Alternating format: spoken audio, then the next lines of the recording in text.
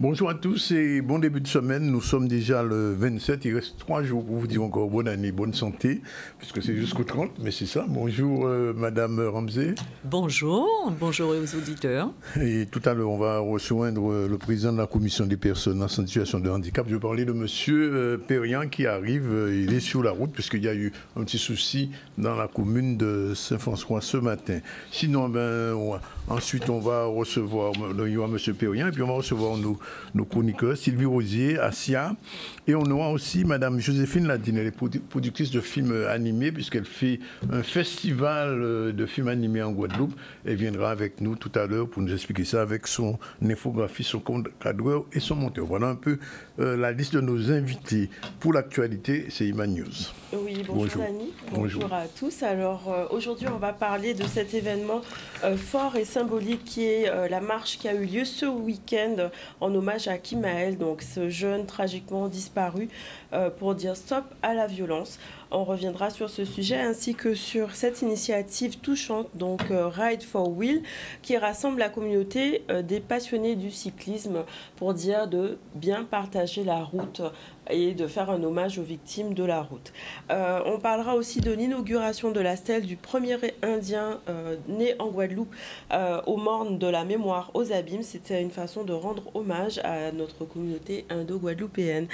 Il s'agira aussi de parler de la nuit de la lecture sous le thème des plantes à Petit-Bourg, donc une découverte littéraire qui allie aussi la nature, et on ira sur Paris pour parler des vœux de Jacques Martial, donc avec notre reporter Maurice Cessé.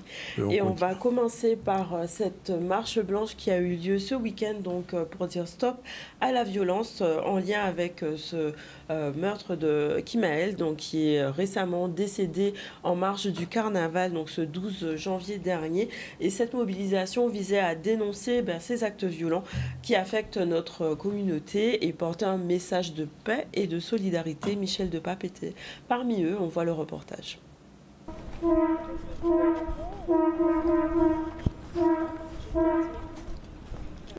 Eh bien, on est sur la place de la Victoire, qui est le lieu où les Guadeloupéens viennent exprimer leur joie, leur colère, leurs revendications, un lieu mythique.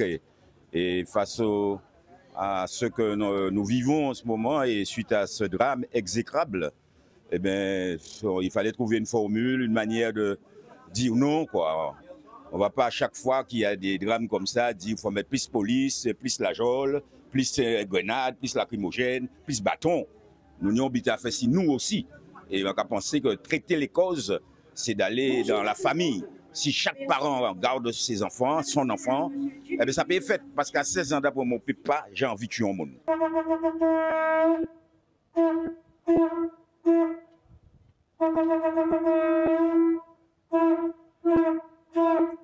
Je suis dans la tristesse actuellement.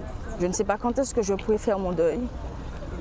Mais je tiens debout parce qu'il me donne la force. Et aussi, ce que j'aurais souhaité, c'est que cette violence-là s'arrête. Parce que ne pas être dans ma situation, on ne pourra jamais comprendre. C'est quand on est dans la situation qu'on peut comprendre c'est quoi la douleur de perdre son enfant. Quand je passe dans les rues, les gens m'interpellent puisqu'ils se disent que ce n'est pas normal, dans notre petit pays Guadeloupe, on arrive à cette injustice. Ce que je ne comprends pas aussi, c'est que le jour où mon fils il a été abattu, si on peut dire ça, sauvagement, il y avait du monde qui regardait le carnaval. Pourquoi? Pourquoi personne ne lui a apporté de l'aide? Et cette colère que j'ai, c'est parce qu'il y avait du monde ce jour-là. Et malheureusement, personne l'a aidé. C'est une quasiment obligation d'être présent pour dénoncer ces faits de violence que nous dénonçons, que je dénonce à chaque fois. Et donc j'ai l'impression que ces faits de violence, tout le monde s'y habitue, mais moi je ne m'y habitue pas. J'aurais aimé qu'on n'ait pas à faire cette marche pour la violence, que ce jeune soit encore vivant. Mais malheureusement, nous sommes dans une société où les gens s'habituent avec la violence et ne réagissent pas. J'espère qu'ils vont prendre conscience. On doit être tous unis contre la violence Et surtout sur des faits comme ça, où un enfant se fait assassiner pour le carnaval, qui est une fête traditionnelle et culturelle si importante et si chère à nos yeux.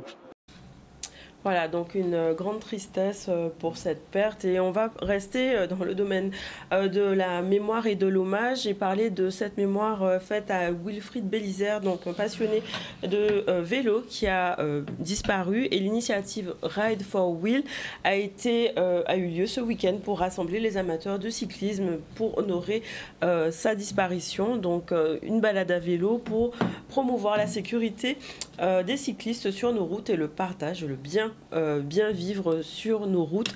On voit un reportage de Vianney Valverde.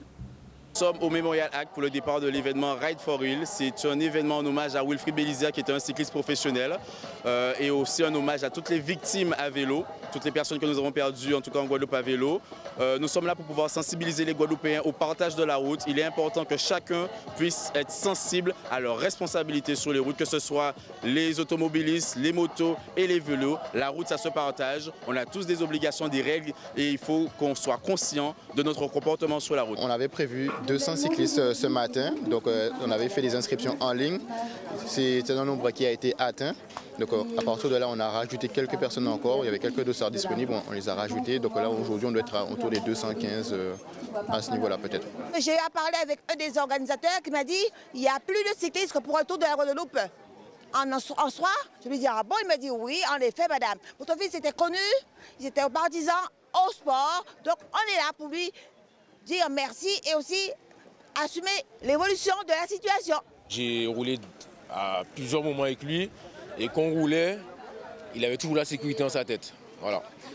Et après pour aujourd'hui, pour toutes les victimes qui ont de la route, mais aussi surtout les cyclistes qui ont perdu la vie l'an dernier, même les années précédentes.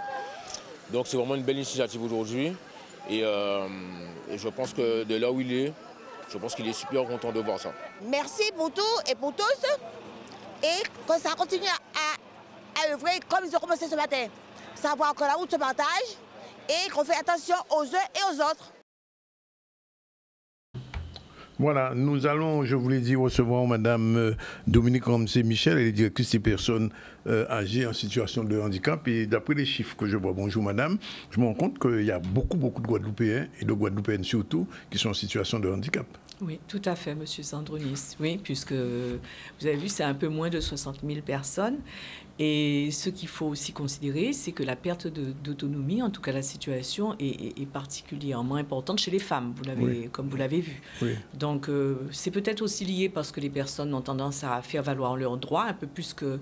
Je veux dire, on travaille justement sur l'accès aux droits, nos collectivités territoriales, et on encourage les personnes à faire valoir leurs droits, donc faire des dossiers auprès de la MDPH pour avoir des plans de compensation. Il n'y a pas un peu de tabou de la part des personnes en situation de handicap qui ont peur quelquefois d'avouer? Alors, je pense qu'il y en avait beaucoup plus auparavant, mais aujourd'hui, je crois que certaines personnes en situation de handicap revendiquent haut et fort leur place dans la société guadeloupéenne.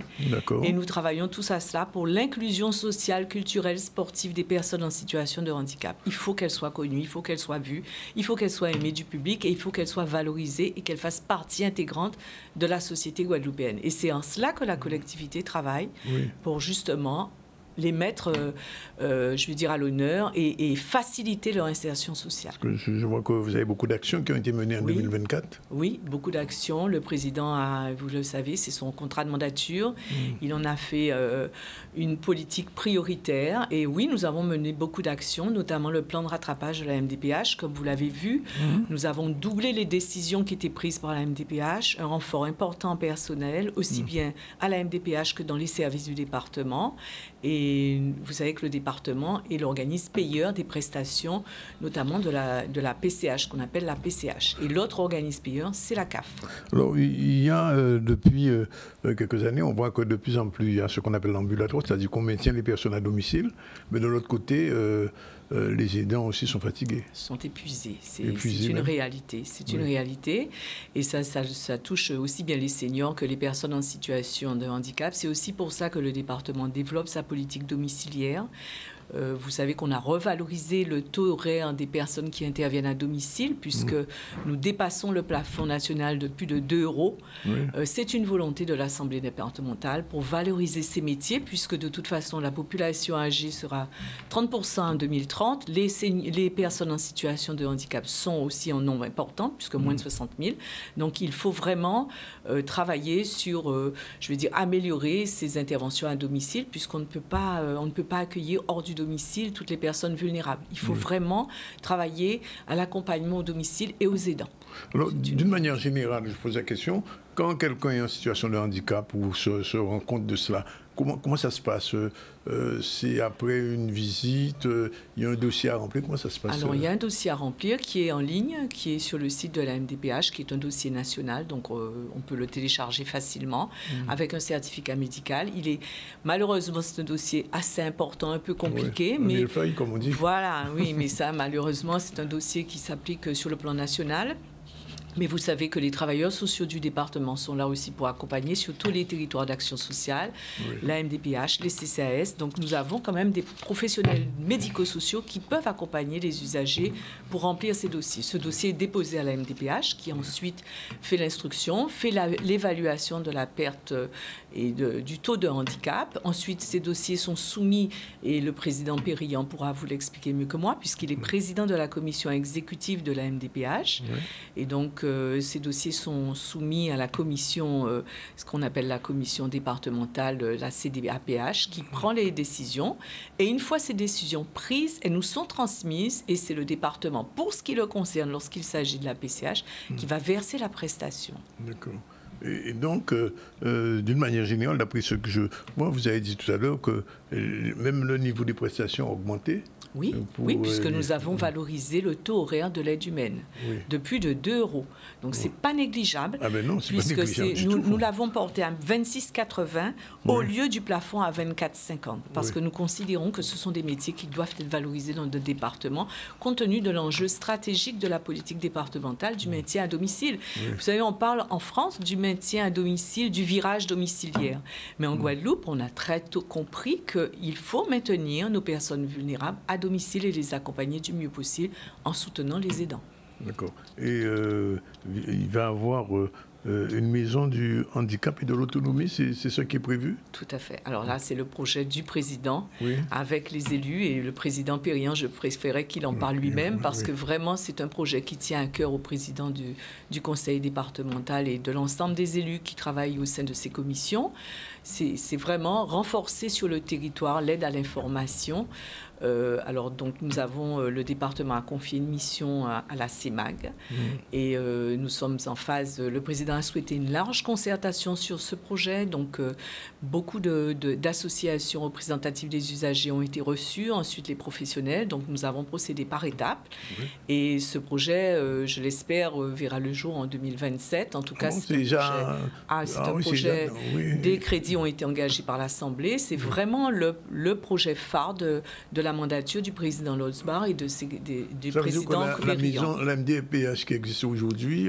non, la MDPH, c'est un organisme qui est réglementaire. Voilà, la maison du handicap et de l'autonomie, ça sera un guichet unique qui permettra aux usagers de trouver sur place beaucoup de choses et de services, et qui va fédérer tous les services institutionnels et associatifs. D'accord. Donc, c'est une structure différente même ça sera un lieu, un espace unique qui sera dédié à ça, avec un relais territorial sur les territoires, parce que vraiment, ce qu'on souhaite, c'est aussi des relais territoriaux auprès des CCAS, auprès des communautés d'agglo.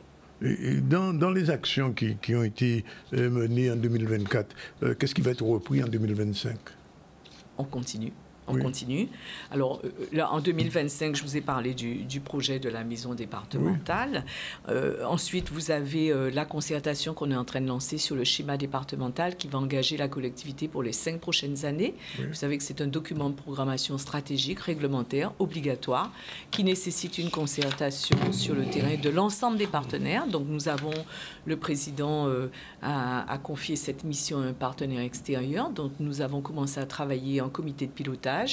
Et en février, nous aurons tous les groupes de travail pour déjà évaluer l'ancienne action, l'ancien schéma, et tracer les axes prioritaires du prochain document de programmation sur les 5 prochaines années.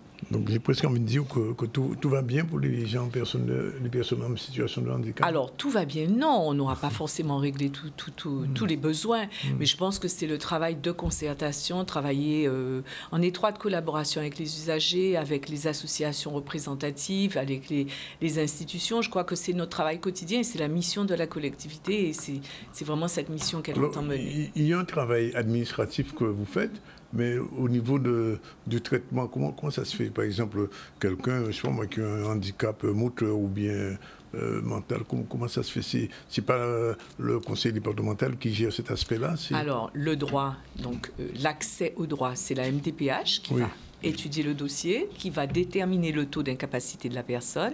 Et cette personne, où elle va bénéficier d'une prestation qui est versée par le département, c'est la PCH. Il y a une prestation quand même qui est versée. Voilà, une prestation qui recouvre plusieurs volets, l'aide humaine, l'aide d'adaptation du logement, l'aide aussi pour les personnes malvoyantes lorsqu'ils ont besoin d'être accompagnés par un chien. Voilà, il y a beaucoup, l'adaptation du véhicule aussi. Donc, ce sont des aides techniques. Ah, les véhicules aussi? Aussi. Donc, nous avons la PCH qui est une prestation à multiples volets. Et puis, vous avez la prestation qui est aussi versée par la CAF. Oui. Ah, d'accord, pour la personne, pour l'aider matériellement, c'est ça? Voilà. Ouais. Donc, nous sommes les deux organismes qui versent des prestations, une qui relève de la CAF et l'autre du département. Oui. Et l'émission, je vois qu'il y a de l'accueil, l'instruction, l'appui aux solutions, le repérage aussi. Voilà, c'est vraiment la mission. Alors, il faut savoir que vous avez ce qu'on appelle aujourd'hui la création, enfin, le service public départemental de l'autonomie. C'est la loi qui le prévoit à partir du 1er janvier. Donc maintenant, nous commençons à mettre en place ce nouveau service public départemental de l'autonomie, qui n'est pas un service en tant que tel, mais qui oblige tous les partenaires à travailler ensemble, en synergie. Donc c'est ce que nous allons faire, c'est ce que nous commençons à faire, c'est renforcer les partenariats avec tous nos partenaires. Ça va se traduire aussi par des axes prioritaires dans le cadre du schéma, bien entendu, et ça sera le travail préliminaire de la future maison du handicap et de l'autonomie telle qu'elle a été voulue par le président. Ce qu'on appelait autrefois l'APA, ça n'existe plus? L'APA, c'est pour les personnes âgées de plus de 60 ans. Non. Donc une personne ça ne rentre pas dans le même dispositif, non? Non, parce qu'une personne âgée, une personne handicapée vieillissante peut bénéficier de l'APA, mais elle a un choix à faire. Elle a un choix entre la PCH ou l'APA. Elle ne peut pas cumuler les deux prestations. Lorsqu'elle est bénéficiaire de la PCH, elle a parfois intérêt à conserver sa PCH, parce que la PCH couvre un volet plus important entre l'aménagement du logement, l'aménagement du véhicule. Voilà. Donc, c'est vrai que c'est un peu compliqué, mais nous sommes là pour expliquer. Oui, j'essaie de voir un peu comment ça... Et ce service public départemental de l'autonomie va s'imposer. C'est le département qui est pilote sur tous les territoires. Il y a eu 18 départements qui se sont portés préfigurateurs pour accompagner la loi. Nous étions plus focalisés sur le plan de rattrapage de la MDPH parce que le président vraiment voulait que nous puissions améliorer le traitement des dossiers. D'ailleurs, on est passé de 500 dossiers par mois à 1000 dossiers approximativement. Donc, c'est pratiquement du double, du simple au double. Voilà. Et donc là, vraiment, on travaillera sur cette synergie avec tous les partenaires. C'est le rôle du département.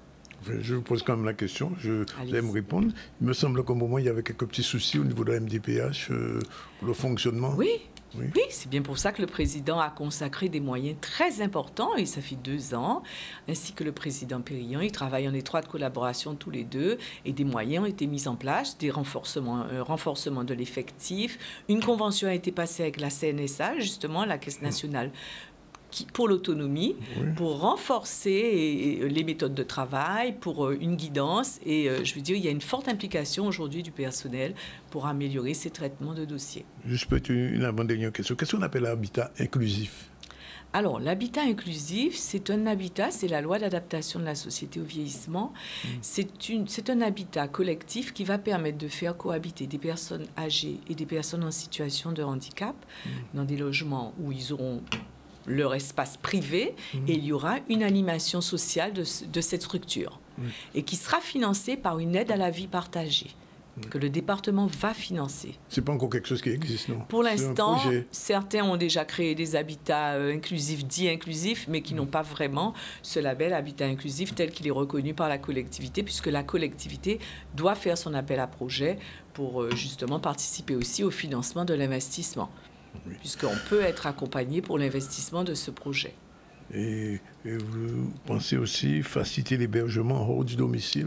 Oui. Alors, vous savez que le département a mis en place très tôt ce qu'on appelle l'accueil familial. En Guadeloupe, c'est un dispositif qui fonctionne très bien, qui est peu valorisé dans l'Hexagone. En tout cas, nous, le département a souhaité évaluer ce dispositif. Nous avons passé une convention avec le CHU pour apprécier la qualité de la prise en charge qui s'avère très concluante. D'ailleurs, le professeur Tabué, qui a participé à cette étude, qui nous l'avait proposé, vulgarise ce dispositif et communique d'ailleurs dans les salons nationaux pour que justement les départements s'engagent dans cela. Donc ce qui est proposé par le président du département, c'est de valoriser ce dispositif en renforçant la structure du service administratif et par des équipes pluridisciplinaires plus étoffées. Oui. Alors, il y a quand même une question qu'on n'a pas abordée, mais je ne sais pas si ça rentre dans votre dispositif, c'est que j'ai eu quelquefois l'occasion de recevoir des personnes en situation de handicap, et au niveau de l'emploi, quelquefois, il y a quelques difficultés. Oui, c'est vrai. C'est vrai. Nous y travaillons avec la DETS notamment. Vous avez un responsable de la direction de l'État, puisque c'est une compétence de l'État et de la région. Le schéma régional des formations sociales, c'est la région. Mais nous sommes partie prenante. Le département recrute aussi des personnes en situation de handicap, parce que c'est quand même important qu'on puisse les valoriser. Et vraiment, si les chefs d'entreprise peuvent nous entendre, je crois qu'il faut vraiment mettre l'accent sur le recrutement de ces personnes en situation de handicap qui parfois, d'ailleurs on le dit, les personnes autistes ont particulièrement, ou les personnes atteintes de trisomie sont particulièrement minutieuses, donc peuvent apporter un concours. Donc oui, il faut que la Guadeloupe s'empare de cela, parce qu'on doit être fiers de nos personnes en situation de handicap. Moi, je ne vais pas vous en citer quelques-uns, mais vous les connaissez, on les voit sur les réseaux sociaux, ils font des choses remarquables. Remarquables. Vous avez des personnes en situation qui sont malvoyants, qui ont la prétention de vivre comme tout le monde. Et vraiment, ça mérite d'être connu. Et on compte sur les médias pour les faire connaître de plus en plus. Parce qu'avant, on les cachait, les personnes en situation de handicap. Vous en connaissiez, moi aussi. On les cachait, ils ne sortaient pas. Non, maintenant, il faut qu'on les voit. On les voit et qu'on en soit fiers, d'ailleurs. Parce que c'est une évolution de la société guadeloupéenne. Une question posée. En fait, c'était par rapport aux maisons inclusives. Du coup, c'est les familles d'accueil, ils peuvent... Alors, c'est deux choses. C'est deux choses différentes. L'habitat inclusif, c'est un dispositif qui est réglementaire, qui va être étendu sur tout le territoire français, où il y a un financement à l'aide à l'investissement qui peut être porté par des bailleurs sociaux, par des privés. Donc, c'est vraiment... Vous avez un cahier des charges, donc il faut répondre à ce cahier des charges. Vraiment qui va se mettre en place, spécifique, en fait. Qui devrait pouvoir se mettre en place sur tout le territoire. Donc, ça ne concerne pas les familles d'accueil qui sont déjà installées. Et la famille d'accueil, c'est autre chose. Ce sont des familles, ce sont des personnes qui sont agréées par le département pour recevoir dans leur domicile 1 ou 3 personnes qui soient âgées ou en situation de handicap.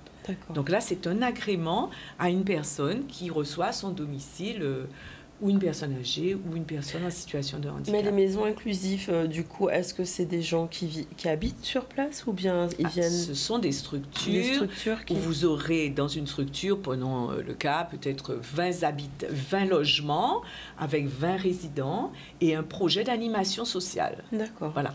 Alors, le cahier des charges de l'habitat inclusif exige que ces habitats soient installés le plus proche possible des services. C'est-à-dire, le but, c'est toujours de permettre à une personne vulnérable, qu'elle soit âgée ou en situation de handicap, de mener une vie autonome, de pouvoir aller acheter son pain, aller à la pharmacie. Donc, il faut que ce projet soit proche de services. D'accord. Et ça va être mis en place à partir de... Le département devrait lancer son appel à projet en 2025. Et du coup, qui peut souscrire à ce type? Ça peut être des bailleurs sociaux, ça peut être des privés, ça peut être... Nous sommes d'ores et déjà sollicités par certains bailleurs privés qui veulent se requalifier, donc voilà. D'accord. Mais je vous dis, ça ne pourra pas être dans un endroit isolé. Il faut impérativement qu'on réponde au cahier des charges dans les centres-villes notamment, par exemple. D'accord. Okay. Et ça tombe très bien puisque ça redonne vie au centre-ville dans le département. D'accord. Bien. Écoutez, il est 12h57. On va prendre la première pause. Si M. Perrien arrive, on va le recevoir sur le deuxième plateau et on va lui demander quelques précisions. Là, pour l'instant, on va prendre notre première pause et on se retrouve tout à l'heure. Je reste, monsieur Santos.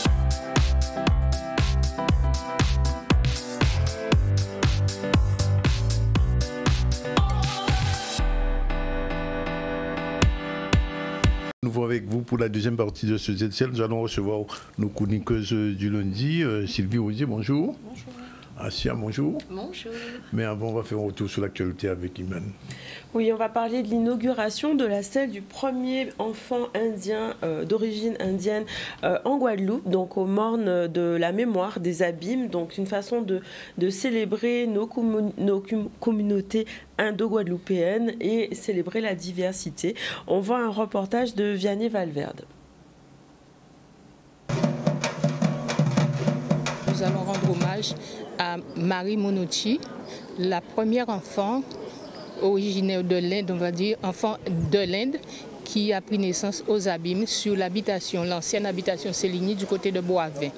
Le maire de la ville des Abîmes a souhaité que les personnes guadeloupéennes originaires de l'Inde, d'origine indienne, devaient avoir une présentation matérielle sur le monde de la mémoire, en même temps que les Guadeloupéens d'origine africaine.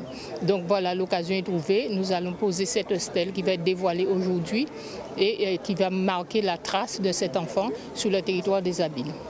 Il faut aussi noter la force et les forces de caractère de cette dame du 30 septembre 1854 qui a décidé, ou qui aurait été forcée, on ne sait pas réellement, à prendre un bateau pour de nouveaux cieux en Guadeloupe. Braver l'inconnu. Je voudrais présenter justement cette dame, Marie Monouchi, pas Marie Monouchi, mais Monouchi, tout simplement la mère de cette petite, qui est arrivée le 24 décembre 1854 au travers de cette résilience et qui pour moi fait écho tout simplement d'une vraie pensée indienne, de telle manière à ce que nous puissions aujourd'hui faire valoir justement les vraies valeurs symboliques que représenterait notre culture et notre apport dans la société Guadeloupe. Cet événement, c'est un événement historique. Vous imaginez, 170 ans après, on fête l'arrivée de la première naissance indienne en Guadeloupe. C'est quelque chose qui marque l'histoire de la Guadeloupe. Donc ça ne peut être qu'historique. L'éveil, la prise de conscience, ce travail presque en solo a quand même pu imprégner d'autres personnes et c'est déteint sur l'ensemble de la population que cette communauté aujourd'hui est moins timide qu'avant. Elle garde ce caractère inné en elle, c'est son ADN, mais elle a le courage aujourd'hui de pouvoir s'exprimer, s'habiller, faire sa culture, faire son culte aux yeux du grand peuple. On a trouvé la trace du nouveau-né parce que dans les registres de l'état civil, aux archives départementales, on a encore des traces, bien entendu. Par contre, je ne peux pas vous dire quand est-ce qu'elle est décédée. Et c'est grâce au travail notamment de M. Jacques Caillachion qui est décédé en mai 2024, l'an dernier, qu'on fait ce travail-là, même tout ça, un travail de mémoire, parce qu'il a fait un boulot extraordinaire au niveau des archives, etc. Et voilà, donc c'est son travail. On avait signé une sorte de collaboration avec les Amis de l'Inde. Malheureusement, il est décédé entre-temps, mais le travail continue.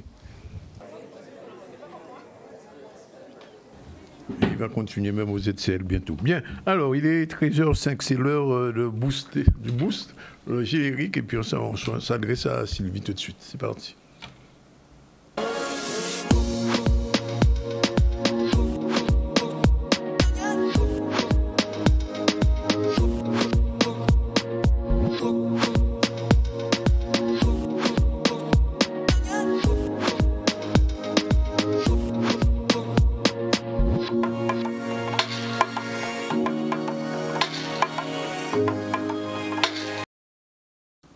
Sylvie, on va parler d'un sujet un peu particulier, c'est une équipe agile.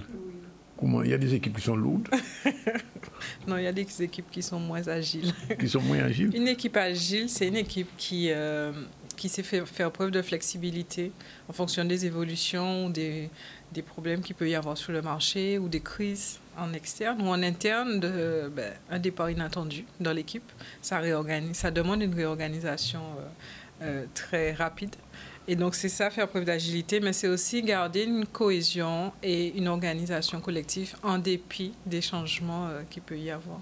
Alors, il y a deux niveaux. Il y a créer l'équipe agile, mais si on a une équipe qui ne l'est pas, est-ce qu'on peut la transformer? Mais bien sûr qu'on peut la transformer. Donc, il y a pour ça 3 piliers principaux. C'est d'abord de créer un état d'esprit collectif. Donc, l'agilité, c'est une mentalité qui est tournée vers l'adaptation. Et donc, ça demande à tout le monde de cultiver la curiosité, de travailler sur, d'être ouvert au changement et l'envie de co-créer ensemble. On peut commencer en se posant la question pourquoi on travaille ensemble. Oui. Deuxième chose, c'est adapter les pratiques de travail, où là, pour favoriser l'agilité, on travaille en cycle court, donc sur des courts objectifs. Court, ça peut aller jusqu'à 3 mois maximum. Et là, comme ça permet à l'ensemble de l'équipe d'être très productif et focus sur des objectifs très courts. Et troisième pilier, c'est les relations interpersonnelles. C'est le plus compliqué, ça. Pas forcément. Ça se travaille.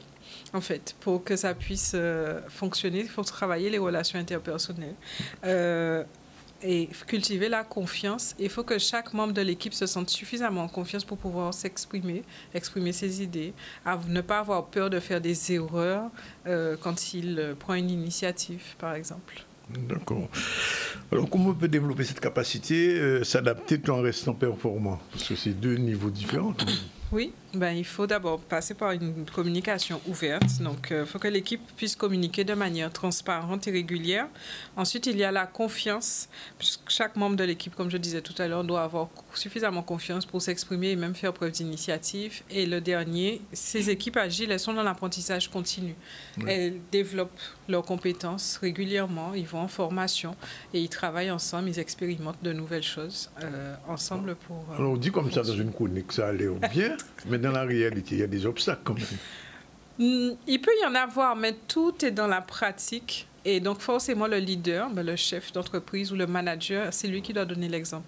Lui aussi, il doit être en capacité. Il devienne agile aussi. Il doit être très adaptable. Il doit être prêt pour les changements. Il doit accepter les idées de son équipe et donc, du coup, travailler avec eux. Même si au début... Pardon. L'idée annoncée par un membre de l'équipe ne lui plaît peut-être pas ou que lui, il ne voit pas en quoi ça peut être utile ou ça peut servir à l'équipe. Il faut accepter l'idée, voir ensemble quels sont les avantages et les inconvénients de ce que les autres proposent et avancer ensemble, en fait. Et c'est ça qui fait que ça va fonctionner. C'est ça qu'on appelle l'agilité mentale. Oui, bien sûr, voilà. D'accord, ça suit. Bon, non, mais c'est bien. Alors, est-ce qu'il y a... j'ai envie de dire un conseil pratique, une méthodologie, quelque chose? Pour les chefs d'entreprise ou les managers, il faut vraiment travailler sur favoriser la flexibilité dans les process mis en place au sein de la structure pour adopter les méthodes de travail et faire en sorte que tout le monde puisse prendre part aux objectifs qui se sont fixés. Il faut investir dans la cohésion. C'est très important, dans la cohésion de son équipe à travers des moments comme des team building ou des moments forts, des échanges avec l'ensemble de l'équipe. Et surtout, on peut encourager la prise de risque. Oui. C'est ce qui fait un peu plus peur. Parce que quand on parle de risque en entreprise, ils ont toujours tendance à avoir peur de perdre de l'argent. Oui. Finalement. Mais les risques peuvent être mesurés. Il y a des petits risques à prendre, entre guillemets. C'est des innovations, des choses qu'on n'a jamais faites. Encore une fois, on pèse le pour et le contre, les avantages, les inconvénients. On y va par étapes. On voit ce qui fonctionne, ce qui ne fonctionne pas. Si ça a marché, tant mieux. Ça n'a pas marché, on revient en arrière et on part sur autre chose. On est parti de l'agilité de l'équipe, mais là, le risque de risque, ça peut être compliqué. Pour l'entreprise, ça dépend de beaucoup de choses. Est-ce qu'il y a des conseils? Mais c'est pour ça qu'il faut prendre des risques mesurés. J'avais pris l'exemple je vous donne l'exemple d'une équipe en marketing où du coup, ils veulent lancer un nouveau produit et donc ils veulent toucher une nouvelle cible. Ils peuvent, par leur communication, communiquer sur un nouveau réseau social qu'ils n'ont jamais utilisé, parce que en pensant qu'effectivement la cible qu'ils cherchent est à ce niveau-là, ça demande un investissement, parce que forcément quand on est sur des réseaux, pour se faire connaître, des fois il faut acheter de la publicité, donc forcément il y a un investissement, mais on mesure l'investissement qu'on y fait. Au fur et à mesure, on regarde les retours. Ça fonctionne ou ça ne fonctionne pas. On revient en arrière. Si ça ne fonctionne pas, on arrête la pub. On change de réseau. Oui. Si ça fonctionne, du coup, on continue et on renforce ça. Et là, c'est un risque mesuré. La perte, il pourrait ne pas y en avoir. Et s'il y en a, en termes de publicité sur les réseaux, ça peut ne pas être très, très cher. Donc, c'est un risque limité. Voilà, c'est ça. Oui. Alors, Donc, il y a des conseils à donner, prendre des risques, ne pas avoir peur surtout. Mais c'est ça, il ne faut pas avoir peur. Il faut voir les risques un peu comme des opportunités et puis prendre le temps de construire la stratégie avec l'équipe. Bien. Un dernier mot sur l'agilité de l'équipe. Il faut voir les obstacles comme des opportunités et donc ne pas avoir peur d'y aller et de tenter avec son équipe. Et il faut les surmonter. Merci pour ces conseils, en espérant que les chefs d'entreprise qui nous regardent penseront à ça et que la prise de risque, effectivement, c'est un risque. Oui. Mais sans risque, il n'y a pas d'innovation. Sans risque, il n'y a pas d'innovation. Il faut oser. Merci. Il est déjà 13h12. Deuxième chronique avec notre deuxième chronique. On revoit pour la première fois depuis le début de l'année. Bonjour, Assia. Bonjour à tous. Je suis ravie d'être là. Bon, nous aussi, on est content de te revoir. Et Iman particulièrement. Tout à fait. On va lancer le générique. Oui, le générique de Assia, c'est parti. Mission Régénérescence, rejoins-moi les lundis à 13h sur ZCL.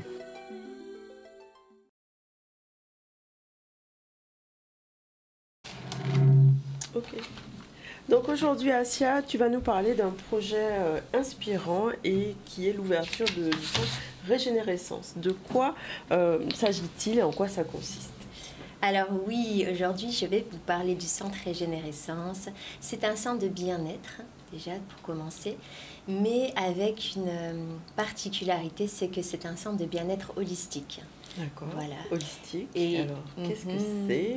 Alors, en fait, si tu veux, il faut vraiment le voir comme un accompagnement pour les personnes, mais de manière profonde. Tu vois, comme par exemple, on va imaginer quelqu'un qui vient dans ce centre de bien-être, qui va intervenir chez tous. Et c'est un centre inclusif qui intervient et chez les enfants, et chez les adultes, et chez les seniors.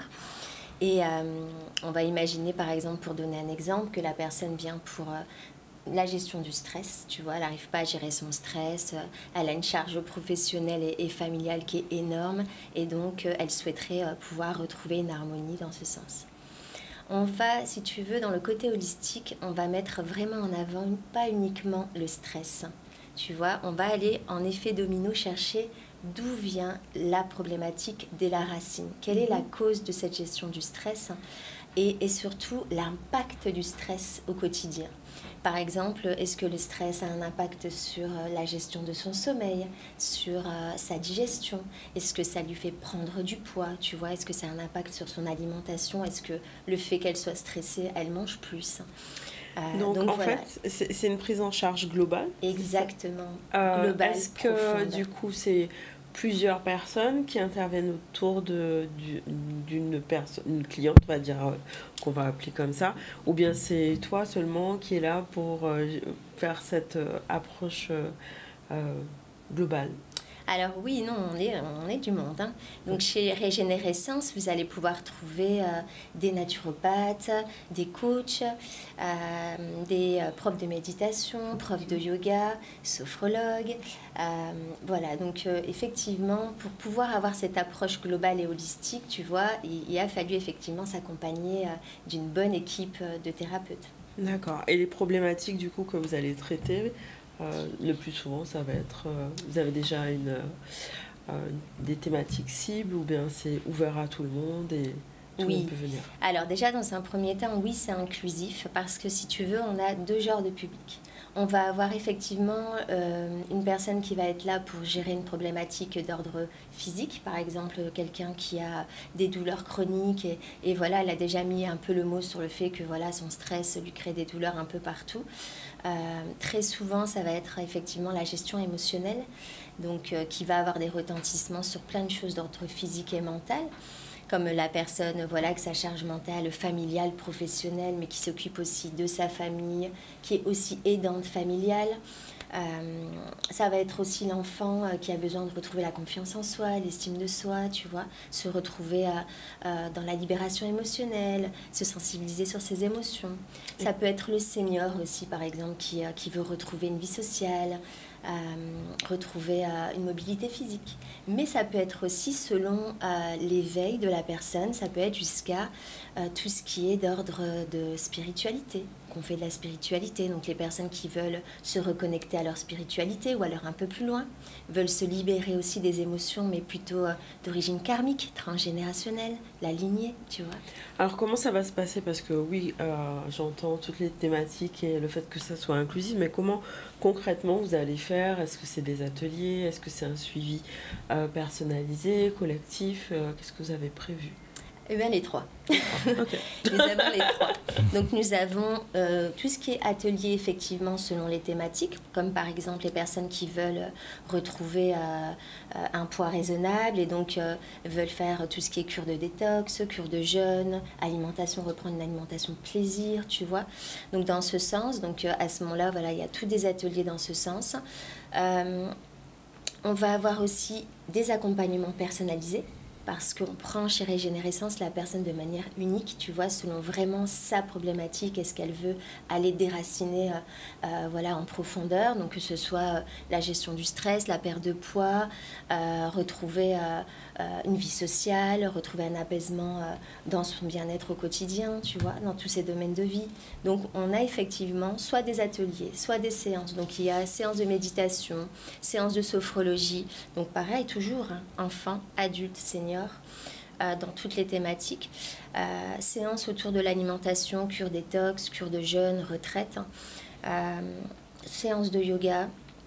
On a du coaching et puis on a tout ce qui est massage, soins énergétiques et libération émotionnelle et karmique. Donc est-ce que du coup le centre est déjà ouvert? Oui, il est déjà ouvert depuis début janvier 2025 et bientôt on y fait la première inauguration. Ah, c'est quand? C'est le 15 février. Ok. Donc on viendra avec Danick pour faire les soins. Oui, volontiers. Avec plaisir.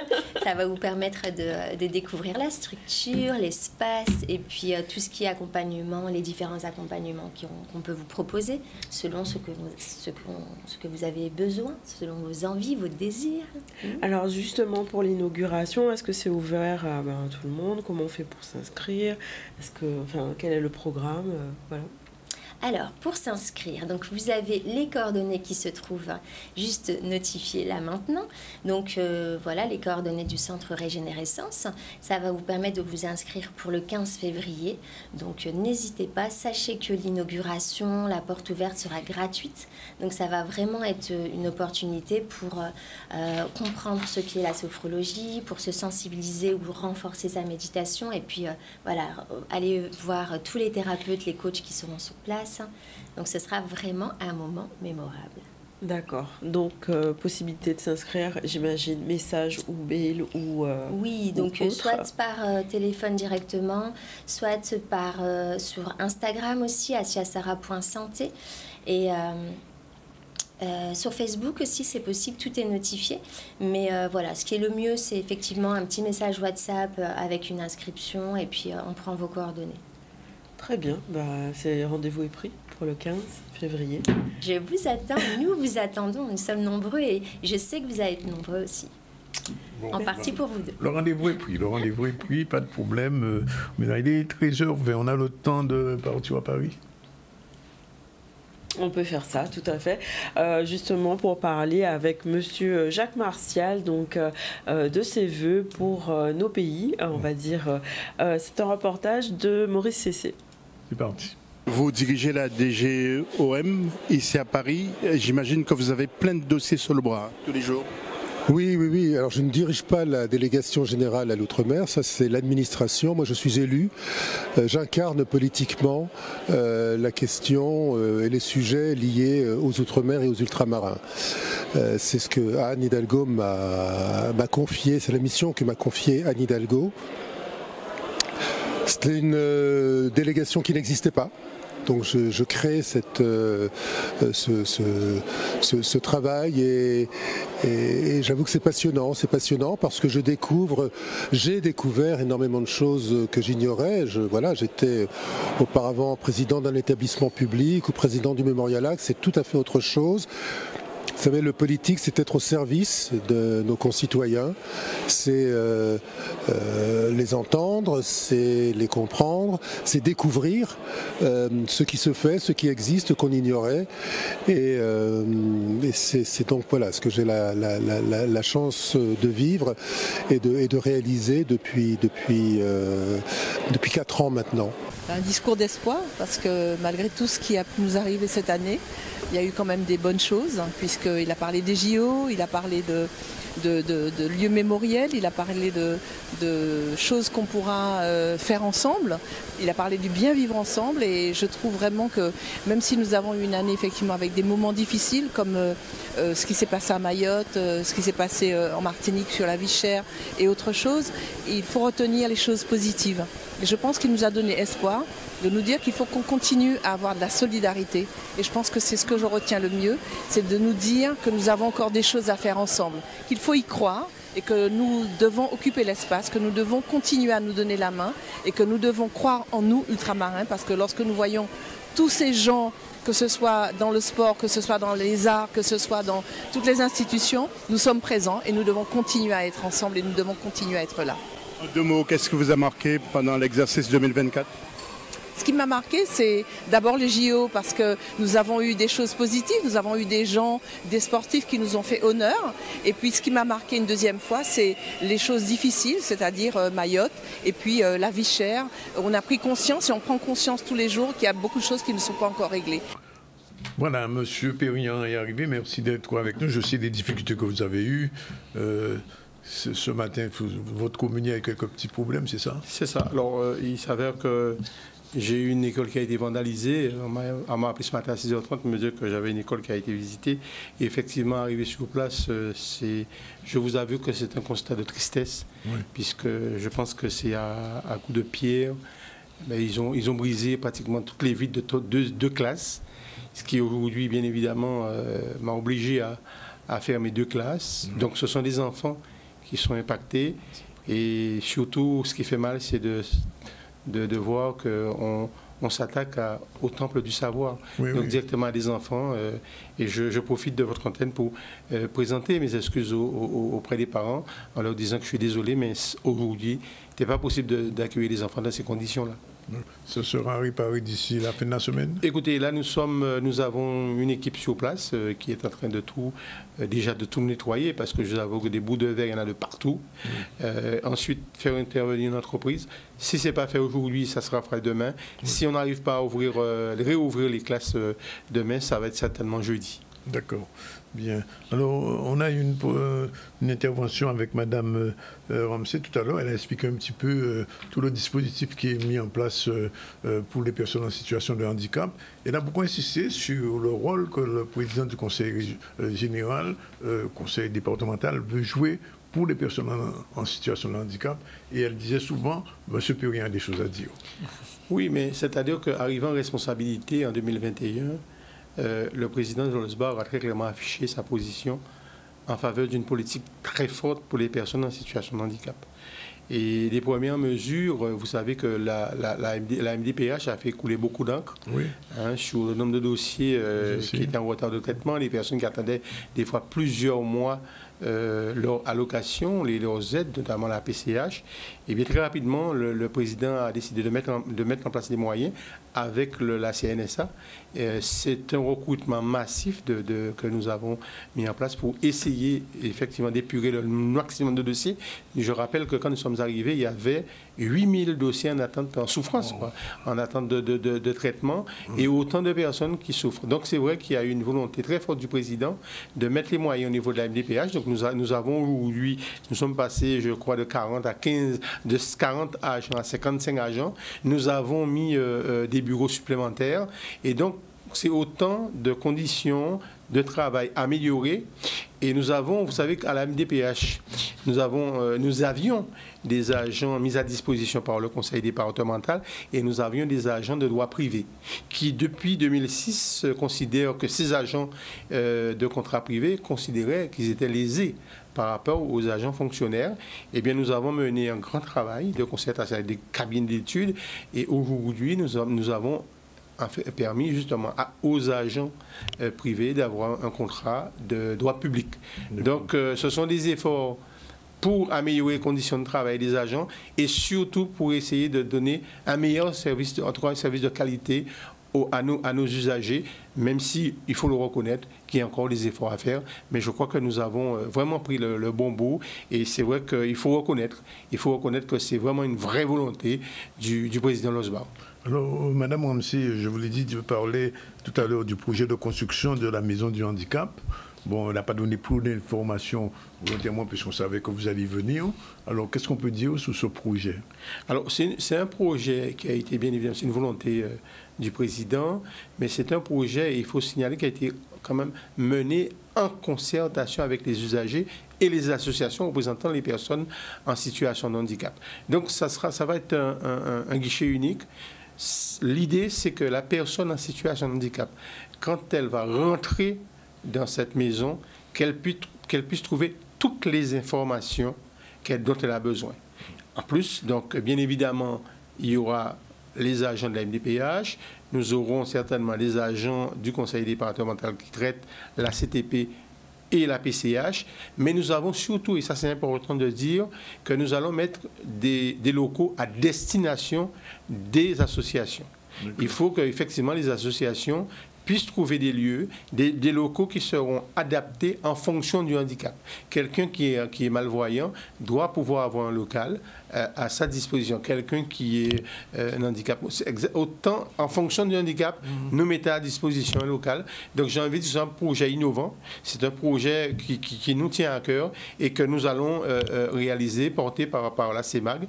Et donc le lieu a déjà été trouvé, c'est un bâtiment qui sera implanté aux Abîmes parce qu'il fallait trouver un lieu qui soit accessible, accessible bien évidemment pour nos usagers, puisque c'est important, accessible parce qu'il faut qu'il y ait des transports qui puissent effectivement passer à proximité. Donc oui, c'est un beau projet qui nous tient à cœur, que nous y travaillons, puisque vraiment ce que nous voulons, c'est que nous puissions, je le répète, que nos personnes en situation de handicap puissent avoir les moyens pour leur insertion. Et donc cette maison va concourir à un bien-être de nos compatriotes. C'est ce qu'on appelle un guichet unique.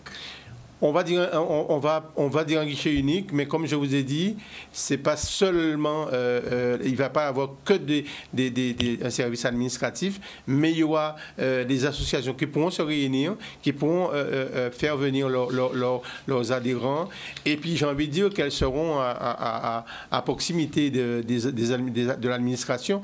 Donc c'est tout ça pour faciliter un peu la prise en charge de nos personnes en situation de handicap.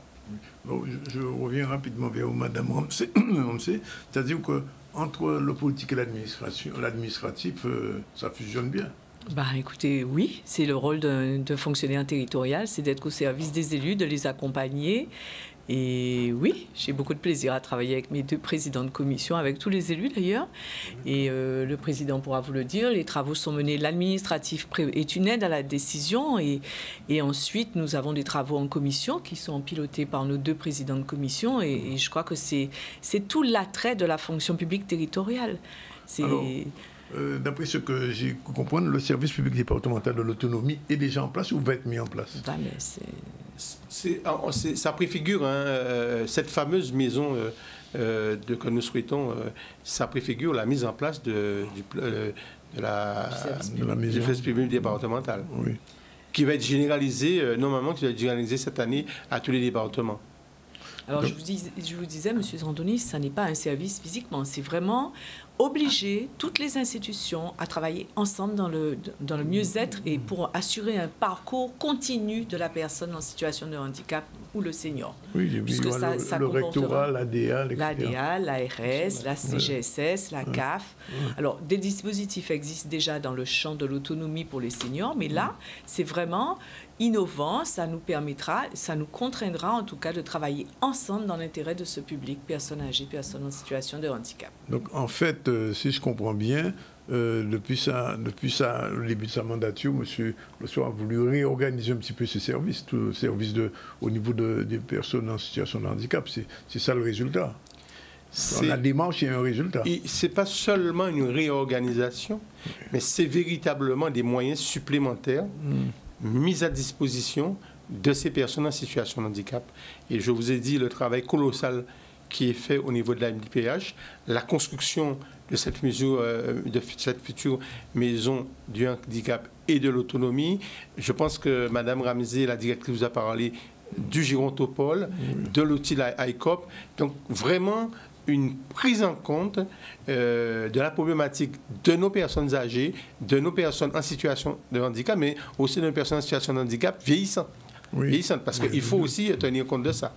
Et donc nous sommes partis avec Mme Ramsey et nous avons été voir ce qui se fait notamment dans l'Hexagone. Nous avons visité et je peux vous dire que le dispositif ICOP, c'est un dispositif qui nous tient à cœur puisqu'il permet de prévenir justement la perte d'autonomie. Donc il y a cette volonté, bien sûr, du président de venir en aide, et vous le savez mieux que moi, que nous avons une population vieillissante, que d'ici 4 ans, nous serons le 10e département le plus vieux de France. Donc nous devons très rapidement essayer j'ai envie de dire, de rattraper peut-être le retard, mais il y a vraiment l'accent est mis sur la prise en charge de nos compatriotes, de nos aînés et de nos personnes en situation de handicap. Je me rends compte qu'il y a du travail. Et passionnant. Pour l'administratif. Passionnant dans l'intérêt des usagers. C'est un travail passionnant, c'est vrai. Vous savez, c'est ce qui caractérise la fonction publique territoriale. Moi, j'y suis particulièrement attachée parce que quand vous êtes fonctionnaire de l'État, vous appliquez des décisions. Mais quand vous êtes fonctionnaire d'une fonction publique territoriale, vous accompagnez le pouvoir local au mieux-être des Guadeloupéens. Bien. Peut-être un dernier mot, peut-être, monsieur. Juste dire que la volonté, c'est aussi valoriser nos personnes en situation de handicap. Vous savez que le relais interentreprise, c'était sur le thème du handicap. Nous étions bien évidemment partenaires, le partenaire très fort. Et les actions que nous menons, c'est aussi des actions. Nous accompagnons les associations qui mettent en valeur, qui mettent en avant les personnes en situation de handicap. Donc, véritablement, une politique de prise en charge de nos personnes en situation de handicap. Et nous multiplions les actions. Et si vous regardez un peu le chiffre au niveau de la MDPH, c'est une montée exponentielle du nombre de dossiers déposés, tout simplement parce que la communication est aujourd'hui plus importante. Les gens sachant, ils déposent plus de dossiers et c'est tant mieux. Bien. Écoutez, vous remercie. Dommage que vous n'ayez pas eu tout le temps nécessaire, mais enfin, quand même, vous avez dit l'essentiel. Et Mme Ramsey a été très efficace. Merci infiniment. Je n'en doute pas. Président. Bien, je vous remercie. Il est 13h34, c'est la deuxième et dernière pause avant la fin du ZCL. On reçoit tout à l'heure Mme Ladine et M. Bouquet. À tout de suite. Merci.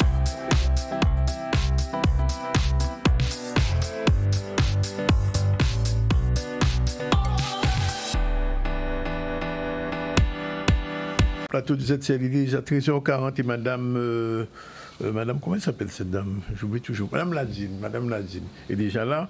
Elle est l'initiative du premier festival itinérant des films animés de la Guadeloupe. Elle est venue avec son monteur, M. Bouquet. Elle va animer les zones humides. Mais avant, on fait un petit rappel rapide des titres de l'info. Oui, on a parlé de la marche blanche qui s'est réalisée ce week-end pour dénoncer la violence en marge du carnaval, mais pas que, pour Kimaël. Il était aussi question de Ride for Wheel, donc une façon de sensibiliser au partage et au bien vivre sur nos routes en lien avec la perte de Wilfrid Bélisaire. On a parlé aussi de cette inauguration de la première stèle du premier enfant indien né en Guadeloupe aux mornes de la mémoire aux abîmes. On verra peut-être maintenant la nuit de la lecture sur le thème des plantes, si on a un petit peu de temps. On verra ça peut-être tout à l'heure, à la fin. Tout à l'heure. Je donne d'abord la parole à Madame Ladine. Alors Madame Ladine, ce festival Animons nos zones humides. Je sais que c'est un projet depuis longtemps, vous travaillez dessus. Vous avez fait beaucoup de films. Quel est l'objectif final? Alors, on dira l'objectif final, ça serait de sensibiliser aux enjeux liés aux zones humides. Oui, mais uniquement les scolaires ou bien l'ensemble de la population? Alors, c'est un projet transversal, c'est tous les publics qui sont concernés. Donc, les scolaires, les aînés, les associations, le tout public, enfin, je veux dire, tout un chacun est concerné par les changements climatiques, par la transition écologique, donc je veux dire tous les problèmes environnementaux d'actualité. Il y a un axe, il y a une connexion avec démarche. Comment vous avez travaillé pour ça? Parce qu'on va entendre un petit extrait d'une vidéo que vous avez envoyée, il y a beaucoup de photos, mais comment vous avez mis ça en place? Parce qu'au départ, vous étiez un petit peu toute seule. En fait, c'est parti effectivement d'une démarche d'animation à Terre de Bas, où le maire m'a demandé de faire une animation avec les élèves de Terre de Bas. Mais à Terre de Bas, il y a le collège, le primaire et les maternelles. Donc, arrivé au niveau collège, ça allait être de soir, pourquoi pas les primaires, mais au niveau maternel, c'était un petit peu plus corsé pour moi. J'ai eu l'idée de leur créer un compte où ils seraient les acteurs de la reconstitution d'un écosystème de la mare. Et c'est vrai qu'ils étaient très contents, ça a très bien marché, et c'est de là qu'est né le premier film animé. Bon, globalement, quand vous faites un petit peu le bilan, qu'est-ce que vous avez découvert, de quoi vous êtes le plus fier aujourd'hui? De quoi je suis le plus fier, alors, c'est surtout le travail réalisé par Sébastien. Oui. C'est époustouflant. Quand j'ai compris, mais j'ai compris ça la semaine dernière. Hein. Ah bon? On a travaillé, c'est-à-dire qu'on a travaillé normalement, mais après le travail, enfin, je créais le scénario, je faisais les repérages, nous en discutions, et lui, donc il venait sur le terrain, captation d'images, et le travail commençait là. Donc vous êtes devenue une cinéaste? Comment? Vous êtes devenue une cinéaste? Si vous appelez ça cinéaste. Et ce n'était pas votre formation du coup. Alors, Sébastien, comment ça s'est passé avec Madame Ladine? Est-ce pas trop compliqué de travailler avec elle? Au début, ça a été assez compliqué en fait. Ah bon, parce que disais bien aussi. au début, ça a été assez compliqué parce que il y avait deux petits problèmes, on va dire.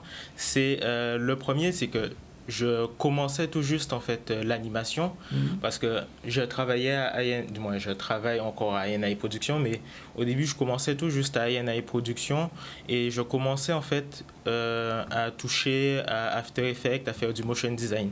Et Julien proposait justement à Joséphine cette réalisation de films animés parce que pour lui bouger des petits objets, en gros, si on le décompose mentalement, c'est pouvoir faire bouger une jambe, pouvoir faire bouger un bras, et petit à petit, pouvoir faire bouger un personnage et plusieurs personnages, les mettre dans un décor, etc. Et c'est un travail assez long, en fait, vraiment très très long pour commencer le premier, se former en même temps, en fait, sur l'animation, parce qu'au début, je ne connaissais pas grand-chose. Vraiment pas grand-chose. Et petit à petit, film d'animation suivant film d'animation avec Joséphine, et tout en découvrant en fait la Guadeloupe également à travers... Il y a de belles images quand même. Oui, de très très belles images. Il y a de très beaux sites en Guadeloupe. Oui. Ouais. Oui. Parce que j'ai vu les photos, il y a de très belles choses. Alors on va voir sur un petit extrait vidéo, et puis après on va en discuter. C'est parti.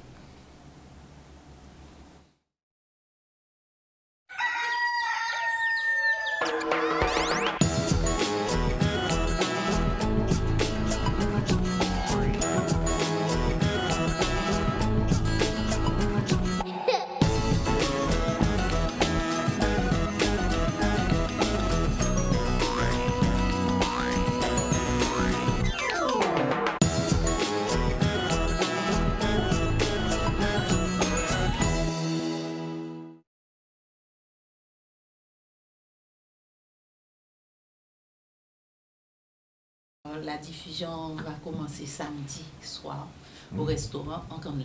Oui, en Canla. C'est la soirée d'ouverture, en fait. Et après, il y aura un programme. Tout un programme, alors donnez-nous un petit peu l'idée ce que tu dis. Alors, les deux premiers soirs, on fait un cadeau parce qu'on va montrer tous les films. Quand on vient les deux soirs... Les films, en moyenne, un film dure combien de temps? La moyenne des films d'animation que nous avons fait pour Joséphine dure... à peu près 7-8 minutes. 4-5 minutes, ouais. Non, plutôt 7-8. Il y en a d'ailleurs un qui dure 10 minutes. Donc, Alors, le premier soir, donc soirée d'ouverture, on va montrer les 6 premiers films. Donc, on est parti de Terre de Bas. On va à Désirade parce qu'on dit, bon, terre de bas, pourquoi pas Désirade? Oui. Ensuite, on revient aux Abîmes où il y a 2 films. Donc, le premier film des Abîmes, on sort, alors c'est le personnage principal, c'est une petite fille qui sort des grands fonds, qui a grandi dans les grands fonds, et de plus en plus téméraire, elle arrive jusqu'à Belle-Plaine. Et est-ce qu'on se pose la question, n'est-ce pas, le prémisse pour la construction de la maison de la Mangrove? Oui. Ensuite, on va... Faut dire ça à Jalton. Comment? Il faut dire ça à M. Jalton. Mais je pense qu'il viendra, il le saura, il le verra. Ensuite, nous allons parcourir les 7 rives du Gouka sur 7 mares, parce que les zones humides, ce sont des espaces de légendes et de mythes. Il y a des choses qu'on ne doit pas dire trop fort, surtout sur les plateaux de ZCL quand il va être 2 heures. Ouais. Il ne faut pas dire ça trop fort. Ensuite, après les Abîmes, nous allons à Marie-Galante. Et de Marie-Galante, nous allons sillonner la Basse-Terre. Donc, sur chaque espace, on s'est basé sur des spécificités, sur leurs particularités. Donc, l'île de la Basse-Terre, c'est l'occasion de parcourir quelques rivières. Après Basse-Terre, donc l'île de la Basse-Terre, nous avons... Alors Basse-Terre, c'est une goutte dans l'eau, c'est... Yes. Pourquoi ce jeu de mots? Parce qu'il fallait en faire. Il fallait en faire, d'accord. Bon, j'ai rien dit. Après, on va à Bouillante. Bouillante, avec les eaux chaudes. Les fontaines, la fontaine, oui. Après Sainte-Rose. Oui, la perle d'eau. Oui, parce qu'avant, enfin, il y a quelque temps, il y avait encore une régie spécifique. Depuis, ça a changé. Et de Sainte-Rose, l'équipage, enfin, le groupe de personnes, rejoint Morne-à-l'eau en kayak, où nous sommes accueillis sur le ponton de la base nautique et on sillonne Morne-à-l'eau à vélo. Parce que c'est une ville écolo, une ville sur l'eau, Morne-à-l'eau. Et de Morne-à-l'eau, parce que la flotte se rend compte qu'elle est sur le grand cul-de-sac marin. Donc, il me pose la question, n'y aurait-il pas un petit cul-de-sac marin? Et c'est l'occasion de faire le tour de l'île de la Grande Terre et depuis la mer. D'accord. Et comme c'est une bande de filleuls assez téméraires, ils décident ils veulent aller voir leur tati qui est à Saint-Martin. Donc, comme le plus petit de quelques mois parle déjà anglais, donc on est parti à Saint-Martin. Oui. Et de Saint-Martin, on rejoint Saint-Barth. Bien sûr. Non, mais c'est un très beau festival. Et je le dis encore, Madame Ladine n'avait aucune formation de cinéma. C'est juste une documentaliste. Et puis, à partir de là... Alors, ce qui est quand même particulier, c'est qu'il y a à la fois de l'animation et des vraies images. Oui. Oui, c'est le mix qui est intéressant. C'est ce qu'on appelle, on va dire, de la composition, en fait, tout simplement. Du motion design et en même temps du cinéma, quoi. Oui, c'est vraiment du compositing, c'est en quelque sorte reprendre des images réelles, les modifier et également adapter dessus quelques éléments, on va dire, graphiques ou numériques, en fait, comme de faux arbres, en fait, des images d'arbres, des buissons et même des personnages, on va dire. Alors, Madame Nadine, la question que je vous pose, c'est que ce festival, bon, il commence samedi, mais ça va intéresser les gens de toute la Guadeloupe. Bien oui. Alors, comment vous avez fait après? Après? Oui. Est-ce que vous irez au Sainte, vous irez à Désirade, vous irez à Marie-Galante? Alors, le festival initial était programmé pour une chute à Marie-Galante. D'accord. Malheureusement, Madame Ladine, vous avez beaucoup parlé de Madame Ladine. Oui. Il n'y a qu'une Madame Ladine avec les moyens qui étaient... Oui, j'imagine. Oui. Qui n'étaient ceux qu'ils sont, on va dire. Mais, oui, mais ça veut dire que vous pouvez toujours demander aux gens d'organiser à Château-Murat, par exemple, petit festival. Est-ce que vous voulez être mon relais auprès de la présidente de la CCMG et comme ça, on va également sans problème. Ah, Madame Etjol. Bon, on va lui poser la question. Non, mais engagez-vous, Oui, on va lui poser la question. Alors, comment ça se passe d'une manière générale? Et le festival, il est payant ou gratuit? Non, il est gratuit. Il est gratuit en plus. Donc, enfin, il est gratuit pour les participants. Oui, bien sûr. Non, c'est une œuvre vraiment nécessaire. Et j'ai presque envie de dire salutaire, en tout cas pour les zones humides. Et, pour l'environnement en général. Je me permets de vous féliciter de ce travail-là parce qu'on n'aurait pas imaginé que vous seriez en mesure de faire tout ça toute seule. Et avec votre argent en plus, comme on dit. Non, mais c'est vrai, c'est l'homme est un bon. Ce qu'il dit, j'aime. Hein, non, mais l'homme est un bon, il faut dire oui. Oui, j'avais une question sur la préparation d'un épisode. Ça demande combien de temps en fait pour réaliser un épisode de 7-8 minutes? Alors, justement, pour chacun des épisodes que nous avons réalisés pour Madame Ladine, on prenait 1 mois, en fait. Il y a 12 épisodes, vraiment, hein? Oui. Ouais. Donc, vous imaginez exactement. Donc, ça fait 1 an de préparation. Exactement. Donc, les quelques premières semaines, c'est vraiment écriture du scénario. Repérage. Réajustement, repérage. Une fois qu'on a fait le repérage, revenir sur le scénario pour adapter justement celui-ci aux images qu'on a pu prendre et aux petites aventures également qu'on a pu vivre durant le repérage. Et ensuite, on a toute cette phase de storyboard, de proposition, d'aller-venue en fait entre les images et les plans proposés à Madame Ladine et ce qu'on doit faire au final. Non, mais je vois, non, c'est du travail, du beau travail. Et vraiment, très sincèrement, avoir pensé à ça et faire ça, bravo. Merci. Bravo, on le dit en direct dans le ZCL. Et je souhaite que ce festival-là, on le voit, qu'on ne s'arrête pas là, je veux dire. C'est-à-dire, une fois que vous aurez fait ce premier tour, ben, il faudra un deuxième festival pour vous montrer, parce que les gens de Bastère ont envie de voir, les gens de Marie-Galante ont envie de voir, les gens des Saintes ont envie de voir.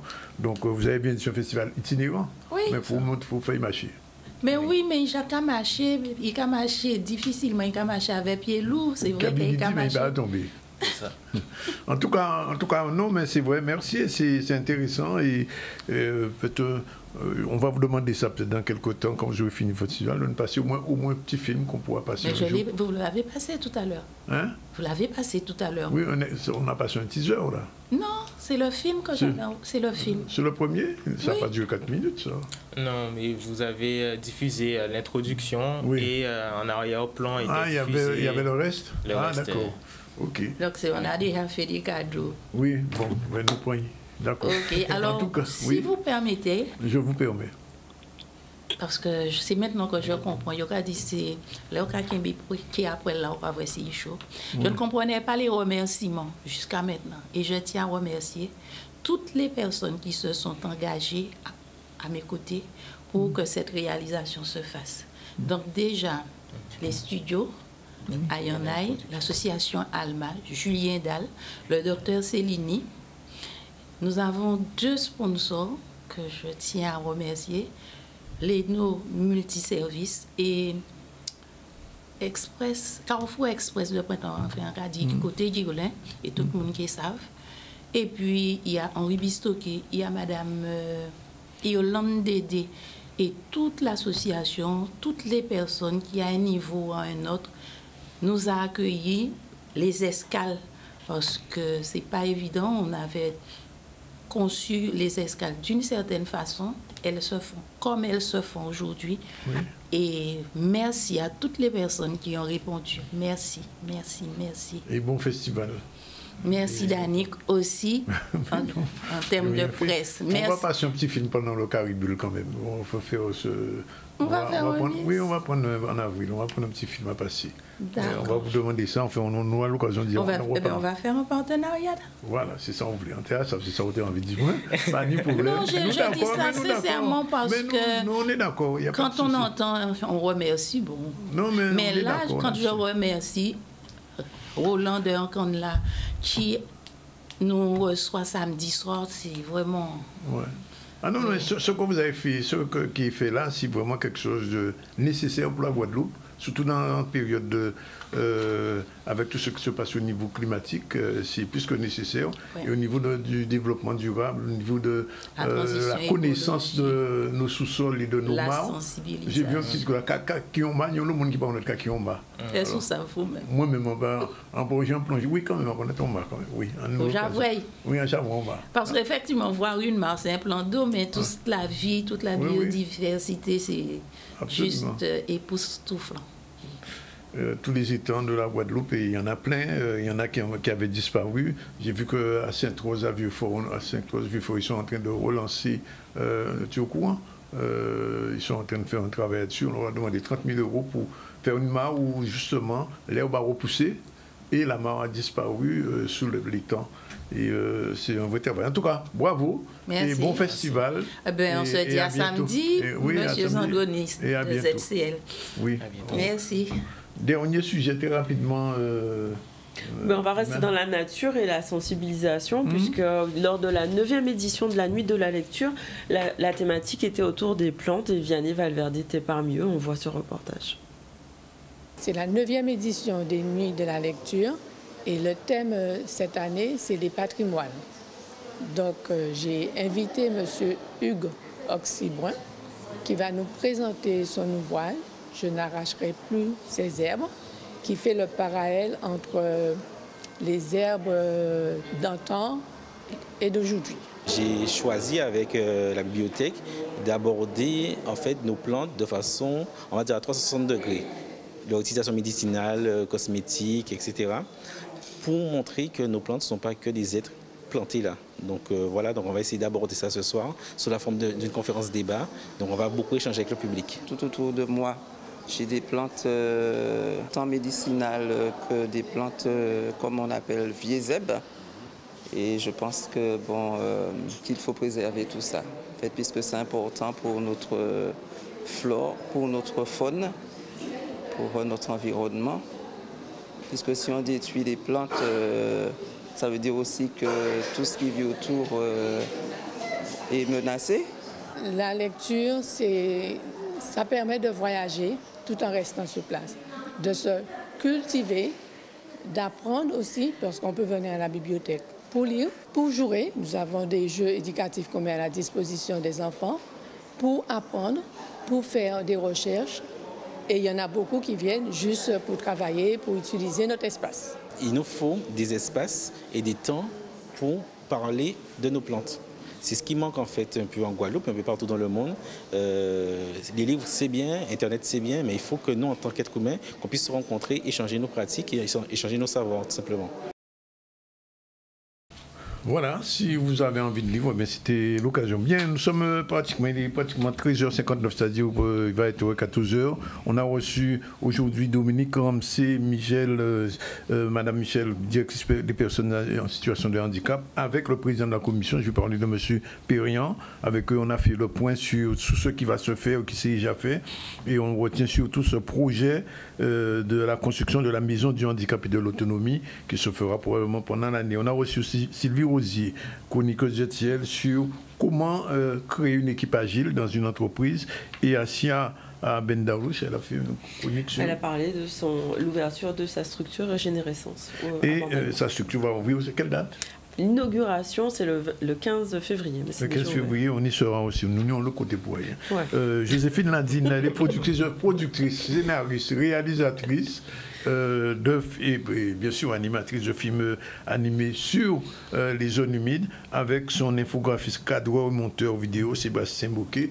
Il nous a donné un extrait de ce que ça va être. Le festival débute samedi en Canada. Et il va se prolonger dans d'autres circonstances, dans d'autres partenariats. Nous avons l'occasion, où venons de ça. Et puis on est allé aussi à Paris. Oui, on est allé à Paris, on a parlé avec M. Martial de ses vœux. De ses vœux pour le pays. Pour le pays. Voilà. Merci en tout cas d'être avec nous tous les jours du lundi au vendredi dans ZCL à partir de 12h30. Et puis rendez-vous demain. Demain, nous sommes les autres. Et on parlera d'autres choses. La réalisation était assurée aujourd'hui par Yann avec le soutien de Stéphane. Voilà, c'est fini pour aujourd'hui.